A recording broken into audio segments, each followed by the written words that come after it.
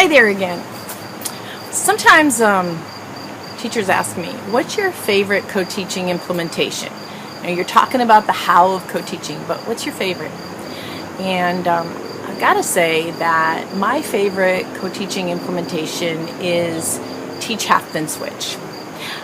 Wouldn't do it all the time because then you're never teaching together, but as far as doing a 10-minute chunk and then another follow-up 10-minute chunk, I love teach half then switch, because if we do teach half then switch, both teachers can be focusing on their skill set and talent.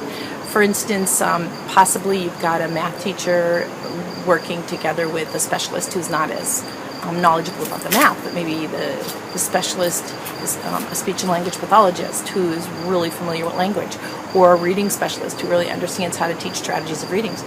So you could teach half the class is working on the core content with the math teacher, the other half is working with the specialist on the language word problems. You see, they do that for 10 minutes each, and then they switch. So you're really using both teachers for that skill set.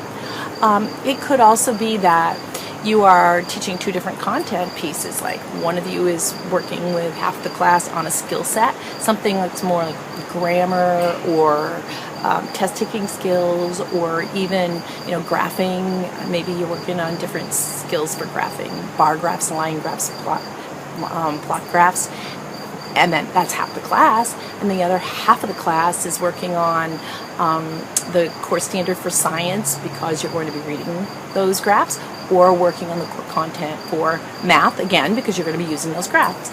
And so you're using your time to maximize the skill sets of both of the adults in the room, but you're also setting up the kids for success, because you're giving them the at least a good solid 10-minute chunk on a skill set that we don't often have time to cover in the classroom when we're teaching from the front of the room along with the standard.